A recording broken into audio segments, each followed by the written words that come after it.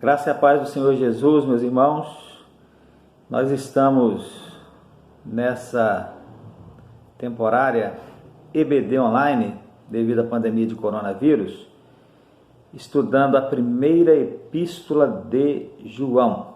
No estudo passado, eu falei segunda, mas não é segunda, é a primeira epístola. E esse é o nosso quarto estudo de um total de 10. No primeiro estudo, analisando os versos 1 a 4 do capítulo 1, nós vimos sobre a grandiosidade de Cristo.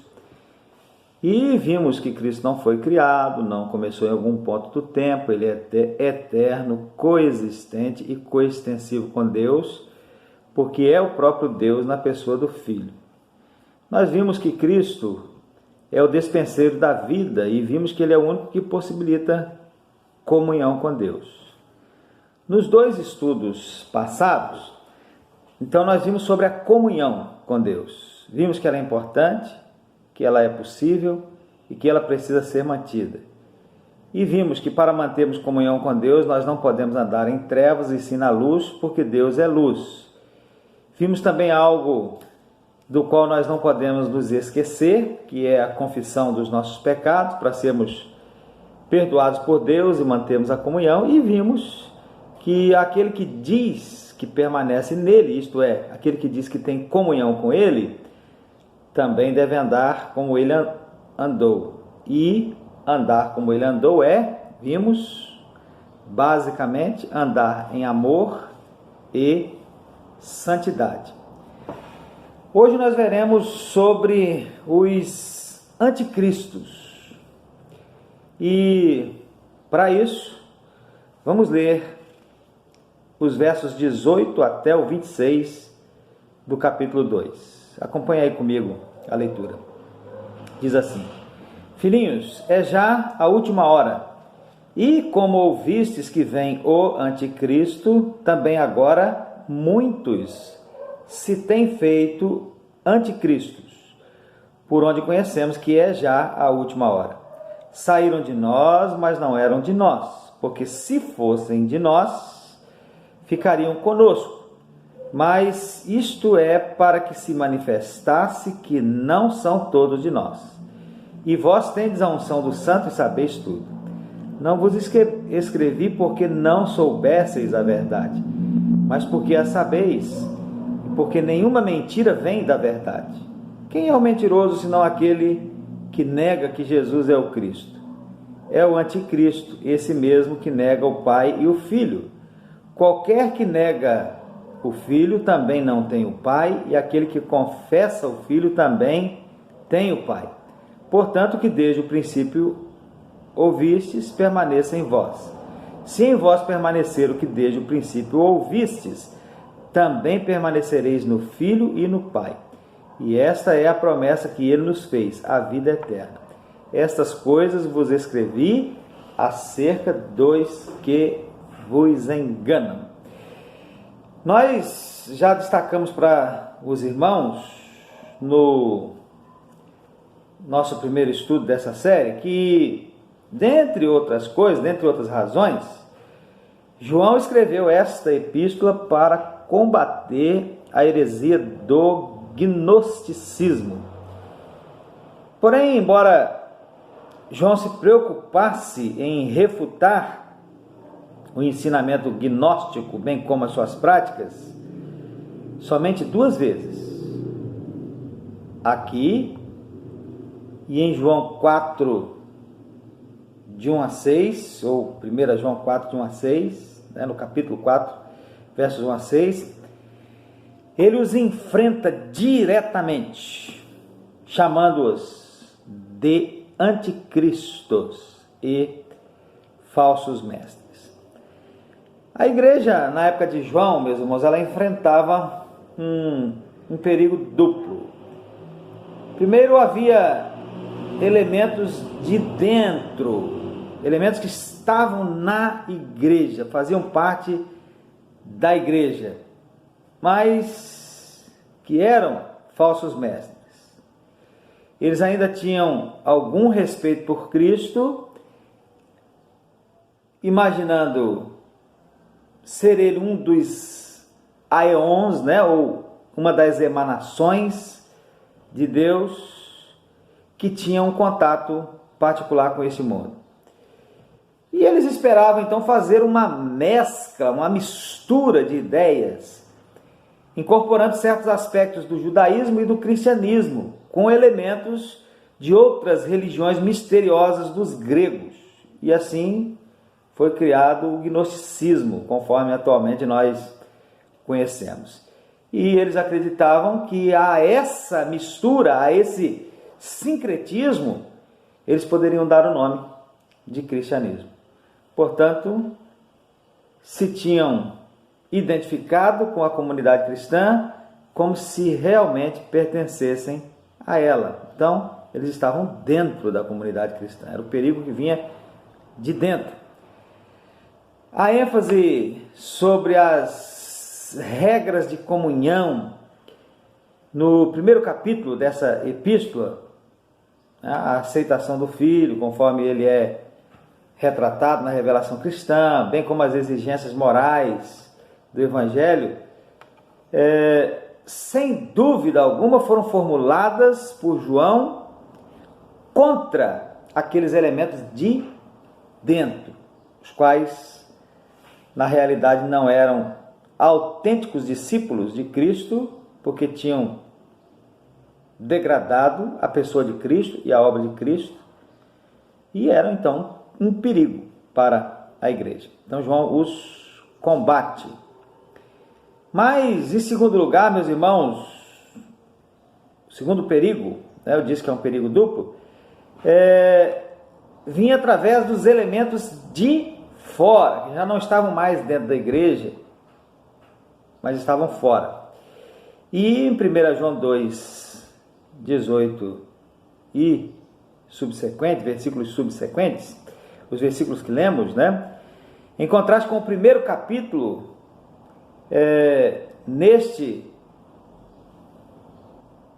versos que lemos, em contraste com o primeiro capítulo, são descritos aqueles elementos perniciosos de fora, não os de dentro, mas os de fora. Antes, no passado, eles tinham tido comunhão com a igreja, mas por razões de incompatibilidade de ideias e também de práticas, eles se tinham retirado da comunidade cristã.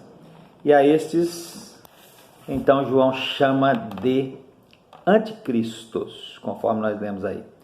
Agora, notem, meus irmãos, que João, no texto, ele diz assim: filhinhos, é já a última hora, e como ouvistes que vem o anticristo, também agora muitos se têm feito anticristos, por onde conhecemos que é já a última hora. Então ele fala sobre o anticristo, que virá, né?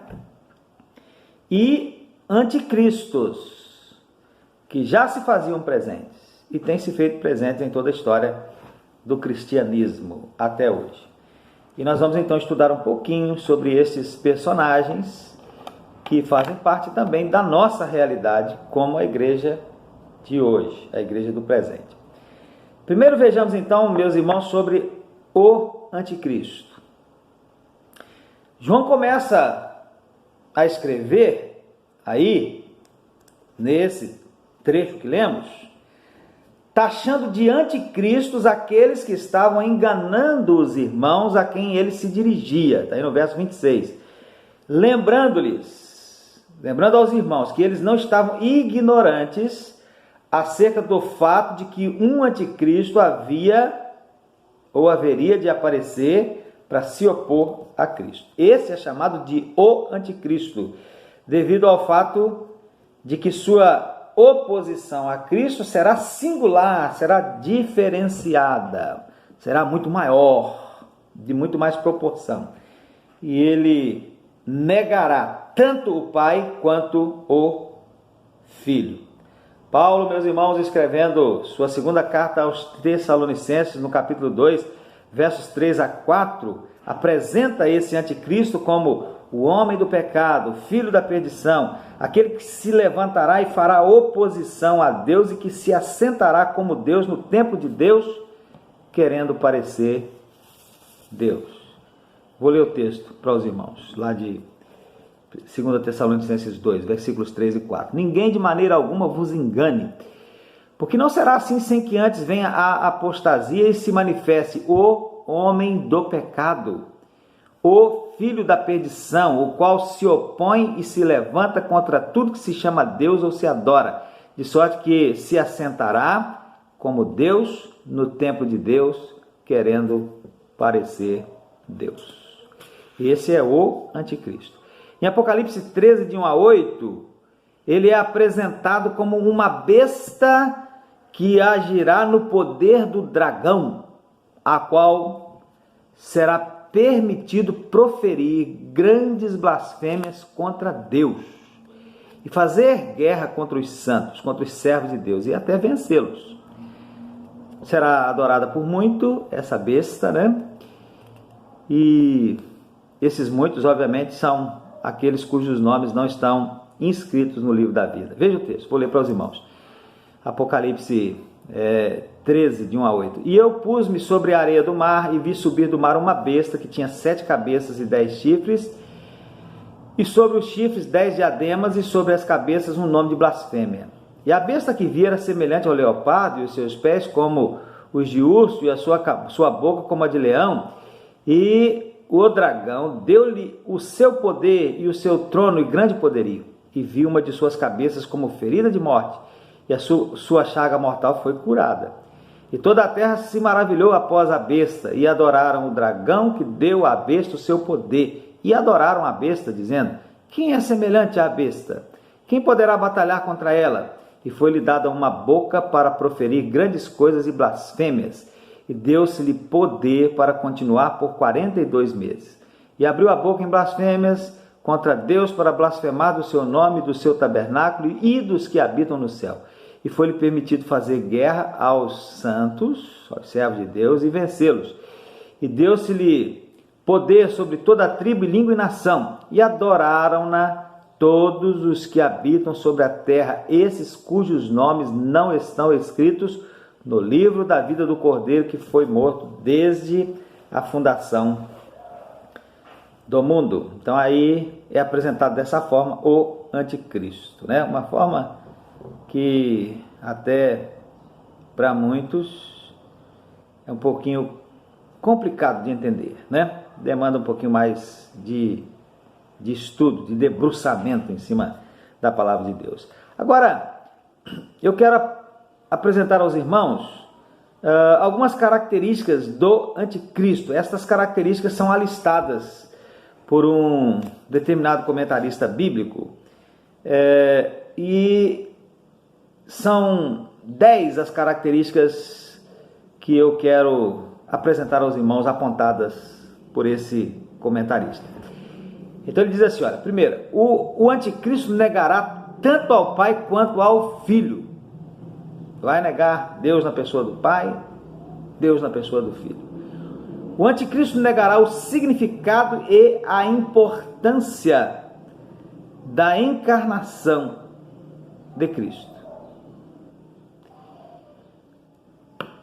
O anticristo promoverá um espírito anticristão no mundo, que já existia na época dos apóstolos, mas que foi uma mera prefiguração do tempo muito mais crítico que prevalecerá quando o anticristo estiver em ação. 4. Uma das principais características do anticristo será a capacidade de seduzir e enganar. 5. O anticristo será um indivíduo caracterizado pela incorporação da mais profunda maldade em sua própria pessoa. Também será homem dotado de sabedoria humana consumada, um verdadeiro gênio, embora um gênio do mal, propenso ao mal. 6. O anticristo será o mais convincente e inchado de todos os egos maníacos que já existiram. Ele se autoproclamará Deus. 7. O anticristo será um operador de milagres. Interessante, né? Talvez muitos desses não passarão de realizações científicas, mas alguns poderão ser milagres mesmos. Mas todos os seus milagres científicos e genuínos terão o objetivo de enganar e perverter, ao invés de iluminar e beneficiar. Os homens que tiverem rejeitado a verdade se juntarão em torno dele, e grande será o número de blasfemadores que exaltarão o anticristo e que zombarão dos crentes de Cristo e de Deus Pai. Mas Deus confirmará estes no erro, por terem rejeitado voluntariamente a verdade, e eles sofrerão a perdição eterna. 2 Tessalonicenses 2. Já existem muitos blasfemadores hoje, né?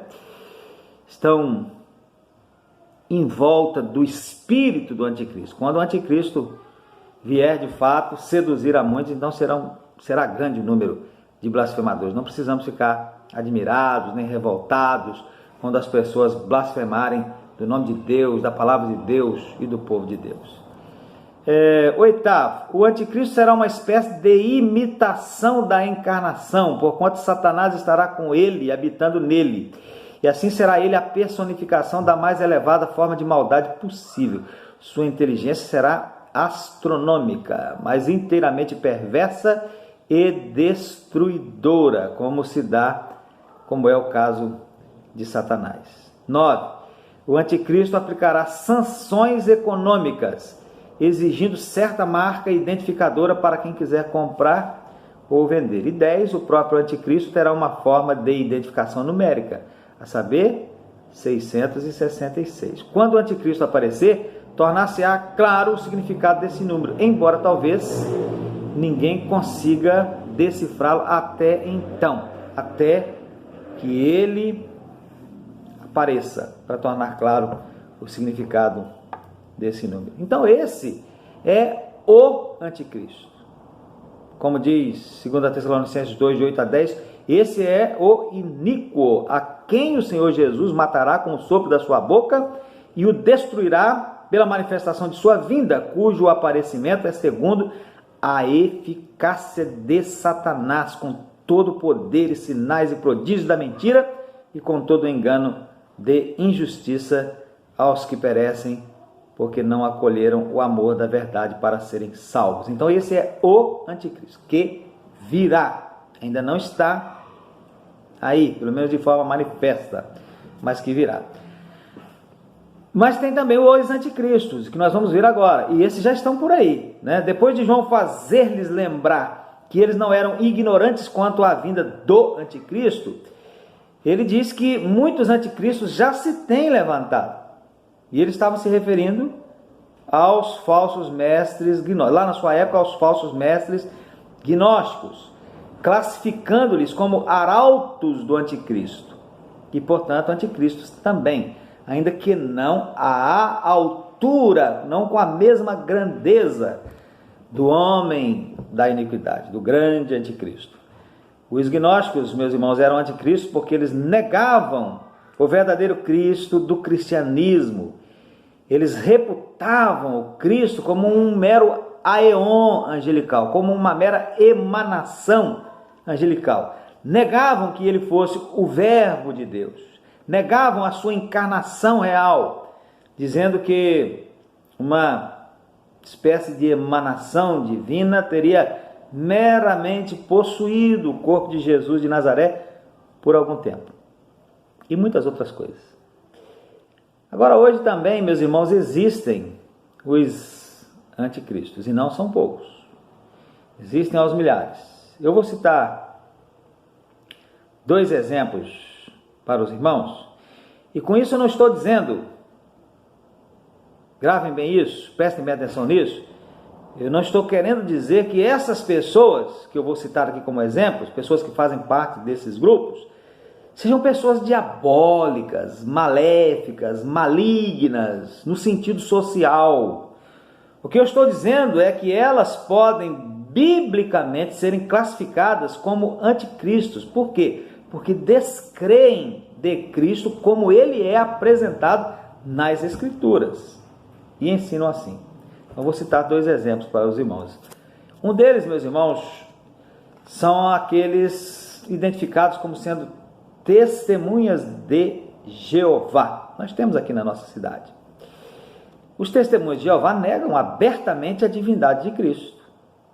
E são, por isso, falando biblicamente, podemos dizer, são anticristos. Se negam a divindade de Cristo, então eles são anticristos. E são hábeis na arte de seduzir e enganar as pessoas. Quanto a isso, não é seduzir e enganar, quanto a algumas coisas sociais, para poder prejudicar as pessoas a nível social, para poder se aproveitar das pessoas, talvez financeiramente, não. Quanto a isso, quanto a Cristo, aquilo que eles pensam a respeito de Cristo. Então, um exemplo é esse, os testemunhos de Jeová, eles descreem da divindade de Cristo. Eles estão por aí, batem nas nossas portas, né? Às vezes conseguem adentrar, conseguem fazer estudo bíblico com as pessoas, até pessoas que fazem parte de igrejas evangélicas, mas eles são anticristos. Não porque sejam maléficos, socialmente falando, mas porque negam a divindade de Cristo conforme ela é apresentada nas Escrituras. O outro exemplo que eu quero dar é a denominada Igreja de Jesus Cristo dos Santos dos Últimos Dias, mais conhecida popularmente como a Igreja dos Mórmons. Esse é outro grupo de anticristos que estão espalhados por aí. E eu apresento para os irmãos algumas razões para essa afirmação. Por que eles são anticristos? Essas razões são apresentadas, eu as extraio do livreto Os Fatos sobre os Mórmons, escrito por John Weldon e John Ankerberg, uma pesquisa de muitos anos que eles fizeram. São 3 razões. Primeira razão, a Bíblia ensina que Jesus é Deus eterno, não é isso? A Bíblia ensina que Jesus é Deus eterno. No princípio era o verbo estava com Deus e o verbo era Deus. Mas os mórmons ensinam que Jesus é um ser criado, irmão de Lúcifer. Então, eles são anticristos. Se eles negam aquilo que a Bíblia diz acerca de Jesus e dizem uma outra coisa, então eles são anticristos. Segundo, a Bíblia ensina que Jesus é Deus, um com o Pai e o Espírito Santo, não é isso? E que existe um só Deus, que se manifesta de forma triuna, sendo Jesus a segunda pessoa da Trindade. É assim que a Bíblia ensina, não é? Mas os mórmons ensinam que ele, Jesus, é um dentre muitos deuses e de menor importância ainda na cosmologia mórmon mais ampla. Então, se eles ensinam assim, diferente daquilo que a Bíblia ensina, são anticristos. E terceiro, a Bíblia ensina que a encarnação de Cristo se deu de uma virgem e que foi obra do Espírito Santo. Não é assim que aprendemos na palavra de Deus? Mas os mórmons ensinam que Jesus nasceu através de um ato sexual físico entre Deus e Maria. Então é bem diferente, né? E por isso eles são anticristos. Talvez se você perguntar a um mórmon que está começando agora, né? Ele não, talvez, ele nem saiba dessas coisas, mas no ensinamento um pouquinho mais aprofundado. É isso que eles ensinam.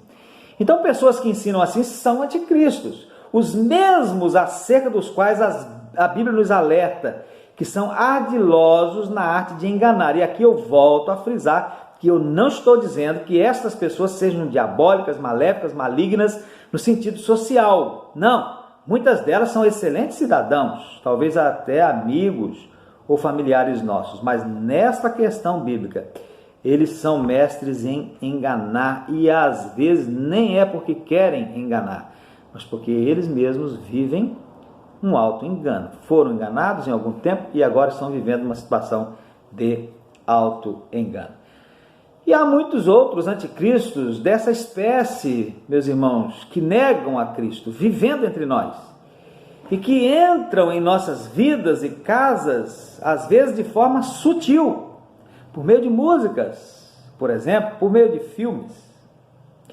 Por exemplo, outro dia, procurando filmes cristãos para ver, eu encontrei um supostamente cristão com o título O Povo do Reino dos Céus. Somente pessoas honestas podem entrar no Reino dos Céus. Eu confesso aos irmãos que eu fiquei intrigado com esse título, né? O Povo do Reino dos Céus. Até aí tudo bem, o Povo do Reino dos Céus. Mas depois uma descrição dizendo assim, somente pessoas honestas podem entrar no Reino dos Céus. Eu fiquei intrigado, porque a gente aprende que para entrar no Reino dos Céus é pela graça de Deus em Cristo Jesus, né? Então eu fui pesquisar quem produziu o filme para poder ver o que ele queria dizer com isso, né? Somente pessoas honestas podem entrar no Reino dos Céus. E eu descobri, meus irmãos, que a produção desse filme é de um grupo denominado Igreja de Deus Todo-Poderoso, que prega, aí fui pesquisar um pouquinho, né? Só um pouquinho, e esse grupo prega que nesses últimos dias Deus se encarnou na China.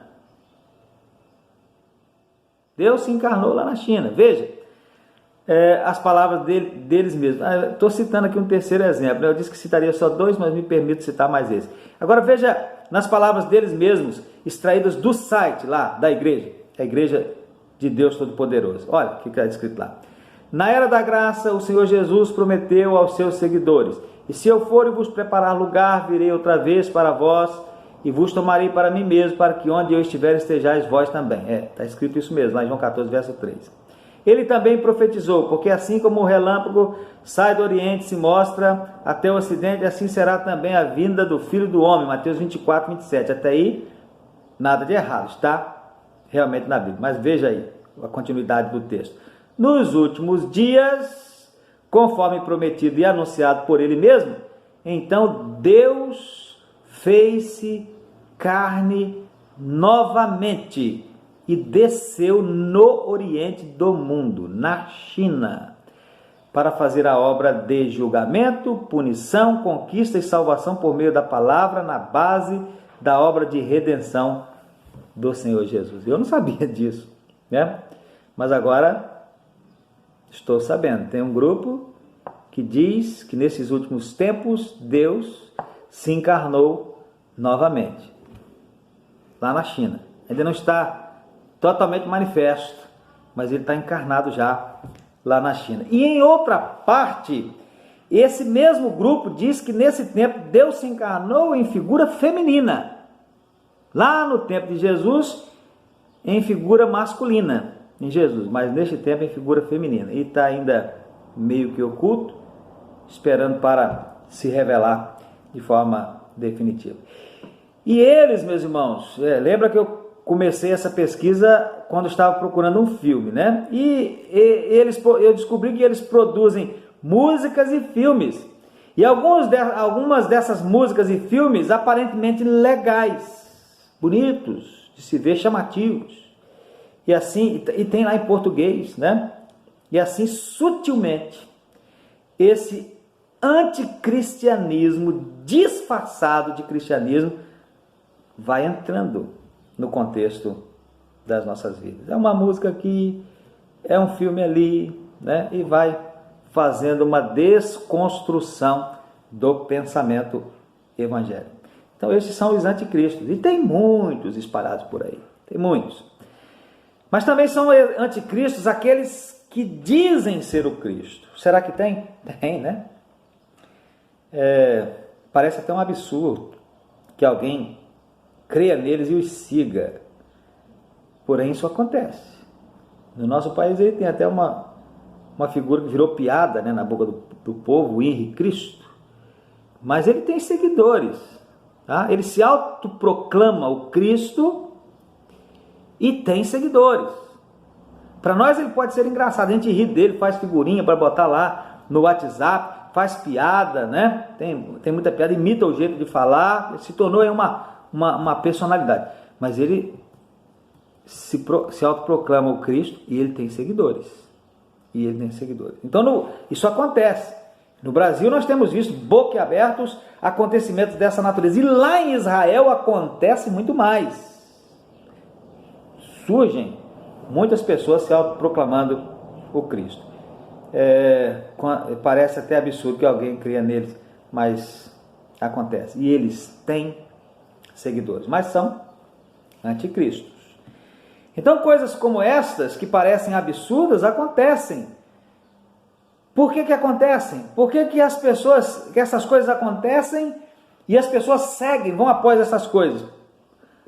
Nós lemos aí no texto, né? Porque elas são realizadas segundo a eficácia de Satanás.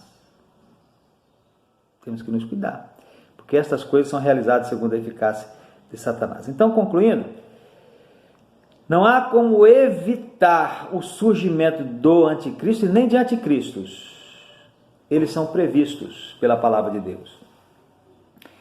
E não nos resta, então, outra coisa a fazer como crentes em Jesus, senão firmarmos-nos na verdade revelada na palavra de Deus, nos debruçarmos sobre a palavra de Deus para aprender a palavra de Deus, para não sermos enganados. Em João 8,32 nós vemos assim: conhecereis a verdade e a verdade vos libertará. Uma frase que é usada fora de contexto pelo nosso presidente. Eu não sou contrário ao nosso presidente em tudo. Na maioria das coisas diria que eu sou até favorável a ele, mas tem algumas coisas que eu não posso ser favorável a ele. E uma das coisas que eu não posso ser favorável é ele, por exemplo, usar textos bíblicos fora do contexto. E ele usa muito esse texto bíblico. E depois de usar esse texto bíblico, ele vai falar alguns palavrões. Eu não estou fazendo nenhuma crítica, mas estou dizendo que, lembrando, como eu citei esse texto, estou lembrando que o nosso presidente o usa, né? Mas ele usa fora de contexto. Conhecereis a verdade vos libertará. Nós nos debruçarmos na palavra, conhecermos a palavra para nós não sermos enganados, para nós não sermos presos, auto-iludidos e vivemos uma situação de auto-engano. Não, nós estamos livres em Cristo, então nós temos que conhecer a verdade, nos firmarmos na verdade revelada na palavra de Deus. E também orar por nós mesmos e pelas pessoas que são assediadas por tais anticristos, e também combatê-los na intenção de livrar o maior número possível de pessoas dos seus enganos. Nós não podemos ter medo de acusar o erro quando ele aparece. Assim como João ousadamente combateu as heresias gnósticas, taxando-as de anticristãs e de anticristos, os que as seguiam e pregavam, nós também precisamos fazê-lo com ousadia e sabedoria no Espírito Santo. Também, meus irmãos, quero dizer ainda que se algum de nós não se acha preparado para um confronto com esses anticristos, é bom que nós não os recebamos em nossa casa. Não receba lá na sua casa para fazer estudo bíblico. Não. Talvez você possa e deva recebê-los como amigos, como parentes, se são seus parentes, mas se forem com a intenção, receba-os com amor, mas se eles forem à sua casa com a intenção de serem instrutores, ministradores de estudos, aí não deve receber. Por quê? Porque eles não irão lhe instruir na verdade, e sim no engano. Algum teor de verdade, obviamente, eles dirão, mas no final a instrução é no engano. Então não receba. E se alguém quiser discutir isso, né, não receber em casa como instrutores, discuta não comigo, discuta com João, porque João diz, segunda epístola, capítulo 1, verso 7 em diante, porque já muitos enganadores entraram no mundo, os quais não confessam que Jesus Cristo veio em carne. Esse tal é o enganador e o anticristo. Olhai por vós mesmos, para que não percamos o que temos ganhado, antes recebamos o inteiro galardão. Todo aquele que prevarir, que não persevera na doutrina de Cristo, não tem a Deus. Quem persevera na doutrina de Cristo, esse tem tanto o Pai como o Filho. Se alguém vem ter convosco e não traz essa doutrina, quer dizer, eu entendo, vem ter convosco para discutir, né, as coisas da palavra de Deus, para ensinar, mas não é essa a doutrina, não o recebais em casa, nem tampouco o saudeis. Então, que Deus nos abençoe, né? E que o Espírito aplique essa palavra ao nosso coração. E que nós estejamos firmados na palavra. Nos debrucemos sobre ela, estudemos, aprendamos a palavra de Deus, porque tem muitos anticristos e que às vezes entram sutilmente nas nossas vidas. Então, que saibamos discernir a verdade da palavra de Deus para não sermos enganados. Que Deus os abençoe. Amém.